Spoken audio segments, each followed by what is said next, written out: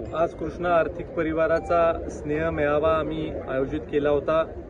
ज्यांनी चांगलं उत्कृष्ट काम मागच्या आर्थिक वर्षामध्ये केलेलं आहे त्या सगळ्या लोकांचा मान सन्मान करून त्यांना नवीन वर्षासाठी प्रोत्साहन देण्यासाठी हा मेळावा आम्ही आयोजित केलेला होता। कृष्णा आर्थिक परिवाराचा मागच्या वर्षीचा व्यवसाय हा 3109 कोटी रुपये इतका झाला। त्याच्यामध्ये कृष्णा सहकारी bank, Patan urban cooperative bank, Jaywantrao Bhosale नागरी सहकारी पतसंस्था, कृष्णा महिला नागरी सहकारी पतसंस्था, वित्तापिटा मल्टीस्टेट क्रेडिट कोऑपरेटिव्ह सोसायटी अशा 5 संस्थांचा समावेश आहे। 5ही संस्था अत्यंत उत्तम आर्थिक परिस्थितीमध्ये आहेत।